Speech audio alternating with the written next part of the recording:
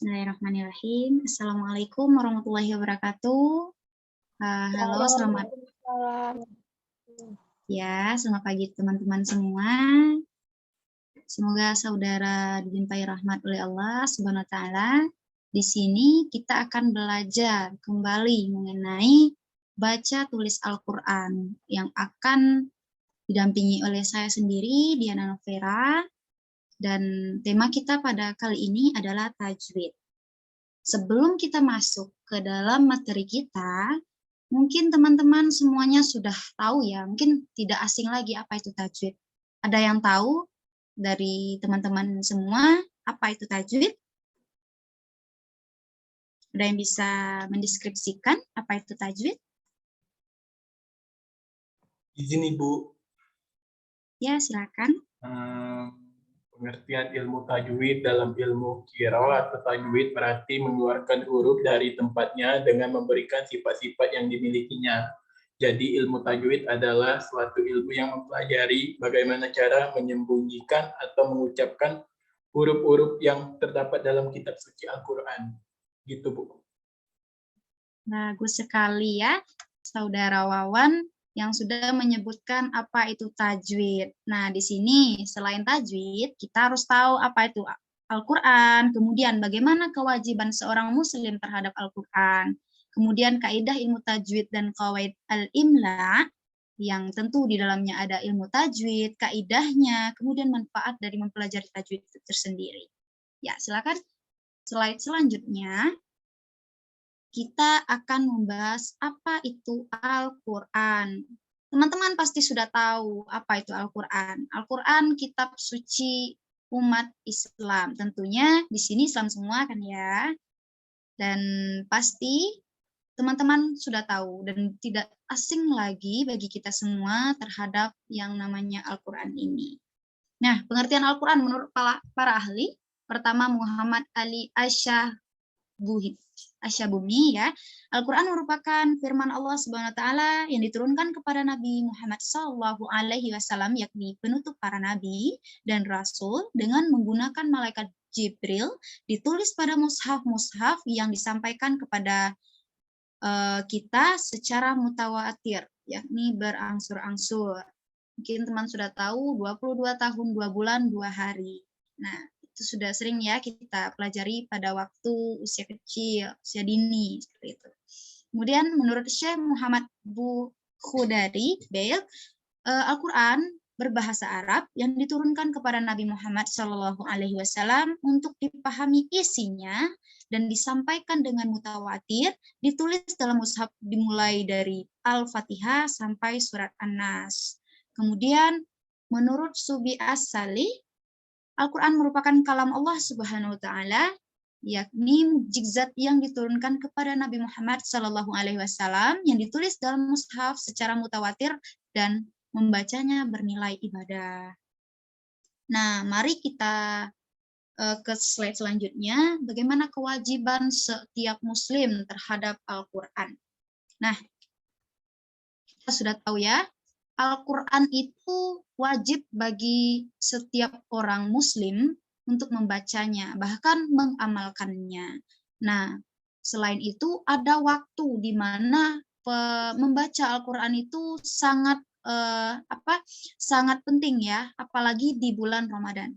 Di sini ada pada surah Al-Baqarah ayat 185. A'udzubillahi minasyaitonirrajim. Bismillahirrahmanirrahim. Syahrul Ramadana alladzi unzila fihil Qur'an hudal linnasi wa bayyinatin min al-huda wal furqan. Shadaqallahul azim. Yang artinya beberapa hari yang ditentukan itu ialah bulan Ramadan, bulan yang di dalamnya diturunkan atau permulaan Al-Quran sebagai petunjuk bagi manusia dan penjelasan-penjelasan mengenai petunjuk itu, dan pembeda antara yang hak dan yang batil. Jadi Al-Quran itu sudah sebagai petunjuk bagi umatnya, seperti itu. Nah, selanjutnya, kewajiban seorang muslim. Ya, berikut amal-amal kebaikan berkaitan dengan kitab Al-Quran. Pertama, membaca dan menghafalkan Al-Quran. Mungkin di sini teman-teman sudah ya, pasti sudah pernah membaca dan menghafalnya. Paling tidak menghafal surat Al-Fatihah dari awal sampai akhir. Dan juga pada surat An-Nas itu juga termasuk sudah pernah menghafal seperti itu. Kemudian bagaimana mentadaburi dan mempelajarinya. Tidak sedikit dari teman-teman kita juga pernah mempelajari, namun kita butuh untuk mengamalkannya. Itu di sisi terakhir nanti ya. Jadi setelah mentadaburi dan mempelajarinya, kita juga bisa mengajarkan Al-Quran ini, baik kepada adik, kepada teman, kepada saudara, ataupun kepada orang tua juga boleh seperti itu. Jadi Al-Quran tidak hanya untuk dibaca saja, namun juga kita tadaburi, kita ajarkan, lalu kita amalkan. Yuk ke slide selanjutnya. Nah, bagaimana itu kaidah ilmu tajwid? Nah, langsung deh kita ke ilmu tajwid. Apa itu tajwid? Tajwid itu huruf yang keluar dari mulut kita yang tentu dibaca dengan baik dan benar, seperti yang sudah dijelaskan oleh Saudara Wawan tadi. Nah, ada tidak teman-teman yang tahu apa saja bentuk dan jenis dari tajwid itu? Ada yang tahu tidak? Coba dari teman-teman, apakah ada yang tahu tajwid itu seperti apa? Atau salah satu dari tajwid aja deh. Coba, ada nggak yang tahu? Kita tanya saudari kita. Bu. Ya, silakan Amira. Contoh dari tajwid itu seperti ikhfa, izhar, seperti itu, Bu. Oke, masih ingatkah apa saja huruf ikhfa itu? Kalau huruf ikhfa itu, Bu, seingat Amira ada 15, Bu. Ya, boleh disebutkan saudari Amira?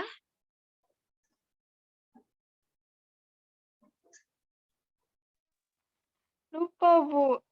Oke, mungkin udah lama ya. Kita waktu kecil itu udah belajar yang namanya ikhfa. Bagaimana bacaan ikhfa itu? Ikhfa itu dibaca dengung apabila nun tanwin bertemu dengan huruf yang 15. Ta, sa, jim, dal, ra, zai, sim, shin, sat, dat, ta, za, fa, qaw, kef. Oke? Bisa ya, nanti dipelajari lagi di rumah. Ta, sa, jim, dal, zal, zai, sim, shin, sat, dat, ta, za, fa, qaw, kef. Nah, itu ikhfa. Kemudian ada juga izhar, ada idgham bi gunnah, ada idgham bila gunnah. Nanti kita akan pelajari ya di pertemuan selanjutnya. Nah, di sini Ibu akan mengajarkan bagaimana cara membaca Al-Quran yang benar. Pada contohnya, huruf alif, huruf A, itu A. Kebanyakan dari teman-teman semua membaca A itu dengan A. Seperti a'udzubillah, dibaca dengan AU. Kebanyakan seperti itu ya, teman-teman. Kebanyakan kadang merubah hal itu. Padahal seharusnya kita tahu bahwa membaca Al-Quran itu tidak boleh dengan bacaan yang salah, apalagi hurufnya. Satu huruf saja yang salah, itu bisa berakibat fatal. Nah, kita cari contoh. Nah, misal, wala'allakum tashkurun. Nah, itu sering dengar kan? Artinya apa? Dan mudah-mudahan kamu bersyukur. Namun, jika tashkurun tadi tidak memakai shin, kita baca menjadi taskurun, sa biasa saja. Nah, maka apa artinya? Dan mudah-mudahan kamu buruklah. Dan mudah-mudahan kamu mabuk, buruk, seperti itu. Lah kan berbeda artinya kan ya.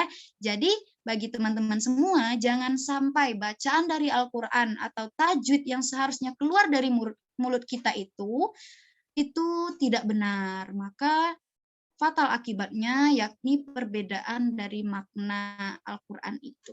Oke, kita lanjut ya ke slide selanjutnya. Nah, bagaimana manfaat mempelajari ilmu tajwid? Tajwid kita tahu, yakni ilmu tentang cara membaca Al-Quran dengan baik dan benar, yaitu dengan tartil. Nah, tahu bagaimana praktek membaca Al-Quran yang benar, kemudian menghindarkan kita dari kesalahan pembacaan Al-Quran tadi, mempelajari tajwid yakni bagian dari menjaga Al-Quran, kemudian tahu adab membaca Al-Quran itu. Nah, itulah manfaat dari mempelajari ilmu tajwid. Oke, di sini ada yang ingin bertanya, silakan kepada teman-teman semua.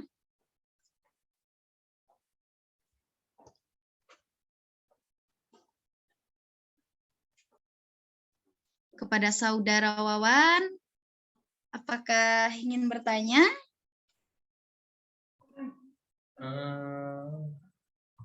Mungkin enggak, Bu. Ini tapi teman sebangku saya yang mau bertanya, Bu. Izin Ya, bertanya, silakan. apa sih dampak dari kesalahan membaca Al-Quran? Nah, pertanyaannya bagus ya. Nah, di sini kan tadi sudah dipelajari juga bagaimana cara membaca Al-Quran yang benar. Gimana sih dampaknya kalau kita tuh masih salah, Bu, gitu ya. Nah, kesalahan membaca Al-Quran itu bisa merubah makna seperti tadi yang sudah dijelaskan. Kenapa? Kok bisa berubah makna? Karena dalam Al-Quran ada yang namanya shin, tapi seringkali kita baca dengan sin. Bismillah, Bismillah, kan berbeda kan ya, dari segi pendengaran pun juga berbeda, maka makna tentu juga berbeda seperti itu. Nah, ada lagi yang ingin bertanya? Silahkan. Izin bertanya, Ibu. Ya, silakan Siti Nurhaliza. Izin bertanya mengenai ini, Bu. Bagaimana sih adab dari membaca Al-Quran yang baik dan benar itu? Terima kasih, Bu. Baik, ya, adab membaca Al-Quran yang baik dan benar. Dari pertama saja, sebelum kita memegang Al-Quran, kita udah harus ada adabnya. Pertama, kita wudhu dulu. Nah, mungkin ya, kita habis dari memegang hewan yang najis seperti anjing, kita pegang Al-Quran setelahnya. Tentu tidak baik ya, dan juga haram seperti itu. Nah, begitulah adab untuk Al-Quran. Al-Quran merupakan kitab suci umat Islam, di mana itu merupakan suatu suci ya, yang suci seperti itu. Tentu kita juga harus suci dalam menghadapi atau membacanya. Jadi pertama-tama kita harus berwudhu dulu. Kemudian alangkah lebih baiknya ketika kita membaca, kita itu menghadap ke arah kiblat seperti itu. Dan juga dengan pakaian tertutup. Jangan sampai kita dengan pakaian yang kurang tertutup seperti masih dalam keadaan terbuka seperti perempuan ya yang tidak memakai hijabnya atau masih berpakaian baju mini seperti itu. Alangkah lebih baik ketika kita membaca Al-Quran, kita berpakaian yang rapi, sopan, dan juga suci, jauh dari kotoran seperti itu. Nah, ada pertanyaan nih bagi teman-teman. Makasih ya Siti Nurhaliza yang udah nanya. Bagaimana cara membaca Al-Quran yang baik dan benar? Ada nggak nih teman-teman tadi yang memperhatikan Ibu saat menjelaskan tadi? Ayo, siapa yang biar? Izin, Bu. Oke, silakan Saudari Amira. Iya, jadi Bu, cara membaca Al-Quran yang baik dan benar itu dengan cara tidak terburu-buru. Kemudian tetap memperhatikan kaidah-kaidah dari ilmu tajwidnya, Bu, seperti itu. Ya, baik sekali ya, benar sekali itu ya. Berarti Saudari Amira udah memperhatikan nih dari tadi. Terima kasih. Benar, kata Amira, kita tuh ketika membaca Al-Quran, tentu harus baik dan benar ya. Bagaimana nih cara membacanya yang baik dan benar itu? Tentu dengan memperhatikan ilmu-ilmu tajwid tadi dan tidak terburu-buru. Misal, seperti sholat saja. Allahu Akbar kabira walhamdulillah katsira kan beda dong artinya. Udah jauh sekali dari katanya yang mat. Mat itu panjang. Panjang pendeknya udah berubah. Seperti itu. Sedangkan bacaan bis saja, sin dengan sya itu berbeda, maka artinya juga berbeda. Apalagi dengan panjang pendek yang tidak rata, tidak sama, mana lagi terburu-buru. Entah apalah artinya kan ya. Apalagi kita menghadap kepada Allah, seperti itu. Maka lebih baik kita dengan bacaan yang bagus, dengan baik benar, dan juga tidak tergesa-gesa atau tidak terburu-buru. Mungkin itu saja ya untuk kesempatan kali ini. Terima kasih kepada teman-teman yang sudah berpartisipasi terhadap pembelajaran kali ini. Mohon maaf atas kesalahan yang mungkin tak sengaja terucap. Mungkin itu saja yang dapat saya sampaikan pada pertemuan kita kali ini. Terima kasih atas perhatian. Wassalamualaikum warahmatullahi wabarakatuh. Waalaikumsalam. Terima kasih Bu Riana. Ya, sama-sama. Terima kasih, Bu.